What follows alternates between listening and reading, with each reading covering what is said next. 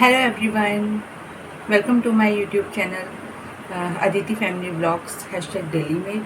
और आप सब कैसे हैं? आई होप आप सब बहुत अच्छे होंगे, बहुत बढ़िया होंगे, बहुत तंदुरुस्त होंगे। और ये ब्लॉग है मेरा ट्यूसडे का, और ये ट्यूसडे की मॉर्निंग है। मैं सुबह वही 5 बजे अपने टाइम से उठ गई थी। मैंने घर की क्लीनिंग कर ली है और अब मैं अपनी के लिए स्कूल के लिए लंच और खाने के लिए ब्रेकफास्ट प्रिपेयर कर रही हूँ। तो मुझे लगा कि शायद मैं यहीं से अपना ब्लॉग शुरू कर देती हूँ। तो चलिए अपने ब्लॉग की स्टार्टिंग करते हैं यहीं से। तो चलिए आप सब भी मेरे साथ अपने वही डेली रूटीन में आप भी लगे हुए होंगे। अपने सुबह सुबह किसी न सबके ही बच्चे स्कूल जाते हैं और हस्बैंड्स ऑफिस जाते हैं, सुबह घर का काम करना होता है सभी को। तो चलिए फिर सब मिलकर इस ब्लॉग को आगे बढ़ाते हैं। चलिए फिर। हाँ जी, तो यहाँ पे आप लोगों से बात करने के बाद, अपने ब्लॉग की स्टार्टिंग करने के बाद, मैंने एक मूली को कद्दूकस कर लिया था। और क्योंकि मैं इसके खाने के लिए एक मूली का पराठा बना रही हूँ और ऑफिस इसके स्कूल ले जाने के लिए 2 आलू जो मैंने कल रात को ही बॉईल करके रखे थे, तो मैंने अपने लिए बॉईल किए थे, जो मेरे व्रत वाला खाना बनना था। तो उसमें से 2 आलू मैंने रख लिए थे और अब मैं उससे इसके लिए दो आलू की सब्जी बना दूंगी और ये वो स्कूल में ले जाएगी सब्जी के साथ पराठा, और घर में ये मूली का पराठा खा लेगी। हाँ जी, तो फिर मैं बस अब यही पराठा बना रही हूँ। और मूली में मैंने इसकी, क्योंकि ये बहुत ही कम, मैं हमेशा बताती हूँ कि बहुत ही कम मिर्च मसाले खाती है, तो मैंने सिर्फ मूली को कद्दूकस किया है।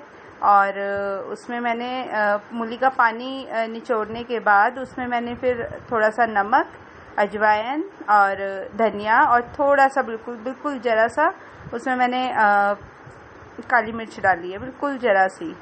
तो उसी से इसका पराठा अच्छा बन जाएगा और ये खा लेगी।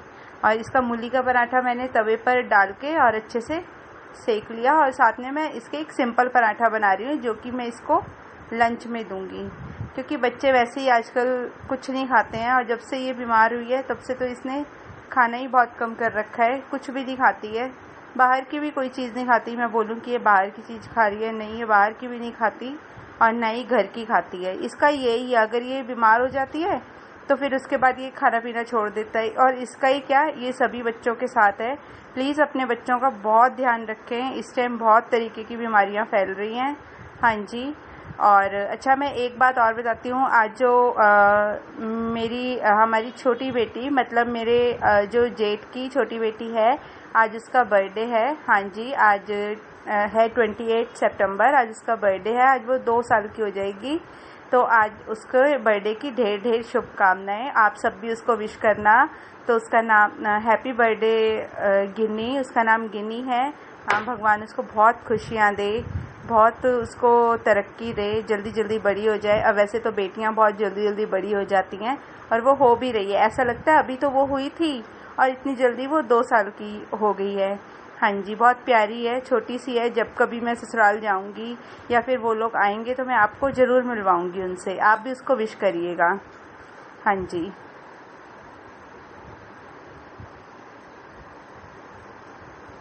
तो उसको विश करना। और सच में बहुत प्यारी है, वो छोटी सी है एकदम। उसकी जो अभी हरकतें हैं वो बहुत प्यारी है, इस टाइम बहुत अच्छी लगती है। हाँ जी, तो उसको विश करना। और मैं तो उसको बहुत बहुत जी। तो इसके जाने के बाद मैं अपना पूजा पाठ और अपना वीडियो एडिट करके अपलोड करके, तो मैं फिर किचन में आ गई थी। मैंने सोचा पहले मैं इनके लंच प्रिपेयर कर दूं। तो उसके लिए मैंने कढ़ी बना रही हूँ। मैं, मेरे पास दही रखी थी, तो मैंने सोचा कढ़ी बना देती हूँ इनके लिए, और वो भी बिना लहसुन प्याज की। तो बस मैंने बेसन को दही में घोल लिया है और साथ में अपनी कढ़ाई को गैस पे रख दिया, इसमें थोड़ा सरसों का तेल डाल लिया है। और अब जैसे ही ये तेल गर्म होगा, मैं इसमें थोड़ा सा धनिया, थोड़ी सी मेथी, 2 लौंग, 3-4 काली मिर्च साबुत और कड़ी पत्ता और हींग, ये सब डाल के, और उसके ऊपर मैं फिर इसमें कड़ी का जो मैंने बैटर तैयार किया है बेसन और दही से, मैं वो डाल लूँगी। हाँ जी, मैं वो डाल लूँगी। अभी मैंने इसमें नमक ऐड नहीं किया है। अब मैं इसको अच्छे से चलाऊँगी जब तक ये उबलने ना लग जाए, मतलब इसमें खदका ना आने लग जाए। तो अब इसको चलाते रहेंगे। अगर हम ऐसा नहीं करेंगे तो कड़ी क्या होएगा, अब फट जाती है, अजीब सी बनती है एकदम, वो चिकनी चिकनी। हाँ जी, तो फिर वो चिकनी चिकनी नहीं बनती है कड़ी ना, बहुत अजीब सी बनती है। तो कड़ी ऐसे ही अच्छी लगती है। और अब क्या, ये मैं इसको चलाती रहूँगी और जब ये थोड़ी खदकनी शुरू हो जाएगी तब मैं इसको छोड़ दूँगी, फिर ये अपने आप ही पकती रहेगी। और हाँ, मैं इसमें एक चीज़ और करूँगी, मैं इसमें 1 चम्मच, जब ये खदकने लग जाएगी तब मैं इसमें 1 चम्मच देसी घी ऐड करूँगी। उससे क्या होगा कि ये कड़ी जैसे ऊपर को आती है, ये ऊपर को नहीं आएगी और इसका टेस्ट भी और अच्छा हो जाएगा। हाँ जी, 1 चम्मच या 2 चम्मच आप देसी घी डाल लेना और सच में बहुत अच्छी लगेगी। कोई और नहीं डालना, कोई और ऑयल नहीं यूज़ करना, ओनली देसी घी। हाँ जी, तो उससे ये कड़ी बहुत अच्छी बनेगी। आप सब भी ये सब करके देखना और देखना सच में आपकी कड़ी बहुत अच्छी बनेगी। और इसके साथ साथ मैं क्या करूँगी, मैं एक साइड पे क्या कहते हैं, पकोड़े के लिए बैटर तैयार करने लग जाऊँगी। जनरली तो मैं क्या करती हूँ कि मैं प्याज के ही पकोड़े डालती हूँ, प्याज के पकोड़े कड़ी में। लेकिन अभी लहसुन प्याज नहीं खाना है तो मैं बिल्कुल सिंपल पकोड़े बनाऊंगी इसमें। अच्छा, और पकोड़े बनाने का भी एक वो है कि आप पकोड़े बनाते समय बेसन में मतलब नमक, जो भी मसाले आपको डालने हैं वो डालो और उसके बाद उस बैटर को बहुत अच्छे से चलाओ, मतलब बहुत देर तक, 2-3 से 4 मिनट तक उसको अच्छे से, मतलब एक ही डायरेक्शन में अच्छे से घुमाओगे ना और फिर आप उसके पकोड़े बनाओगे तो पकोड़े एकदम सॉफ्ट सॉफ्ट बनते हैं। सच में बहुत अच्छे बनते हैं उससे पकोड़े। मतलब कईयों के पकोड़े ऐसे होते हैं एकदम टाइट टाइट रहते हैं, लेकिन ऐसा करने से सिंपल पकोड़े भी बहुत एकदम अच्छे बनते हैं। हाँ जी, तो फिर ऐसे ही करके मेरी कढ़ी तैयार हो जाएगी। और कढ़ी प्रिपेयर करने के बाद मैं चावल, रोटी ये सब बना दूंगी और इनका दोनों का दिन का लंच प्रिपेयर हो जाएगा। अच्छा, अभी मैंने इसमें मिर्चें नहीं डाली है, वो मैं बाद में ऐड करूंगी। हाँ जी, मिर्च का, उसके बाद मैंने इसमें 2 मिर्च, और अपनी की कड़ी निकाल के मैंने 2 मिर्च, साबुत लाल मिर्च और थोड़ी सी वैसी लाल मिर्च का तड़का लगा लिया था। और देखो मेरी कड़ी कितने अच्छे से पक के तैयार हो गई है। सच में ये इन्होंने बहुत तारीफ करी कि ऐसे भी कड़ी कितनी स्वाद बनती है। हाँ जी, तो क्योंकि ये ना कोई और मसाले, ये भी ज़्यादा वैसे मिर्च मसाले बहुत ज़्यादा ऐसी सब्जी नहीं खाते, इनको भी नॉर्मल ज़्यादा पसंद आती है, तो फिर मैं उसी हिसाब से बनाती हूँ। हाँ जी, देखिए मेरी कड़ी बनके एकदम रेडी हो चुकी है। हाँ जी, तो आप भी बना के देखना और ये भी बताना कि आपको मेरी कड़ी की रेसिपी कैसी लगी है। मैंने पूरी एफर्ट किया है कि अच्छी बने। हाँ जी, हाँ जी, तो लंच वगैरह प्रिपेयर करने के बाद फिर मैं अपने घर की क्लीनिंग करने लगी थी और ये भी उठ गए थे, तो इसलिए मैंने फटाफट इस रूम को भी साफ कर दिया है और फिर मैं अपने पूरे घर की क्लीनिंग कर लूँगी अच्छे से।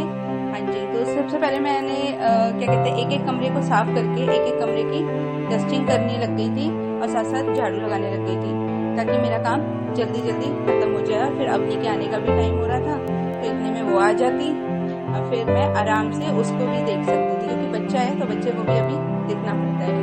हाँ जी, तो फिर मेरा ये सब काम चालू हो गया है। तो वो सब करने के बाद फिर मैं इस रूम में आ गई थी। इस रूम में मुझे थोड़ा ज़्यादा टाइम लगा, क्योंकि मैंने इस रूम में अलमीरा में से और बेड में से कुछ कपड़े निकाले हैं जो कि अब हम नहीं पहनते थे, जो छोटे हो गए थे, पुराने हो गए थे, उनको निकाल दिया है।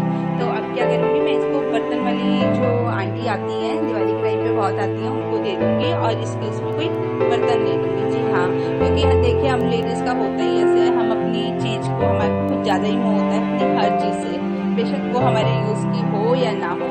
तो मैं क्या करूँगी, उसको दे के और बर्तन ले लूँगी, तो क्या रहेगा, हमारे अंदर थोड़ी संतुष्टि रहती है कि हाँ हमने दे के थोड़े बर्तन वगैरह ले लिए हैं। क्यों, हाँ, तो फिर मैं ऐसे ही करूँगी।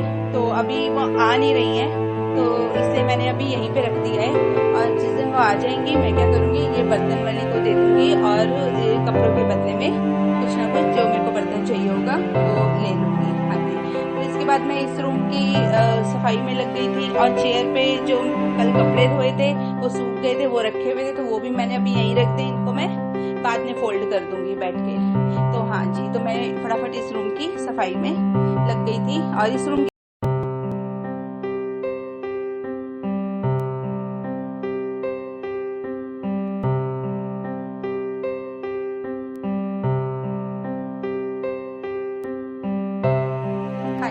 क्योंकि सुबह मैं एक बारी बैठकर वैसे अच्छे से क्लीनिंग कर चुकी थी, पोछा लगा चुकी थी, तो अब मैं क्या कहते हैं, इस मोप की का यूज़ करके पोछा लगा लूँगी। जनरली मैं इससे लगाती नहीं हूँ, मुझे इसका ज़्यादा पसंद नहीं आता है। लेकिन हाँ, जब मुझे कोई जल्दी कुछ काम होता है या थोड़ा तबीयत में थोड़ी ठीक नहीं लगती है, तब मैं इस मोप की यूज़ करके और पोछा लगा लेती हूँ। तो हाँ, लेकिन क्योंकि मैं सुबह एक बार कर चुकी थी अपने आप से अच्छे से पोछा, तो इससे अब मैंने इससे लगा लिया है। हाँ जी।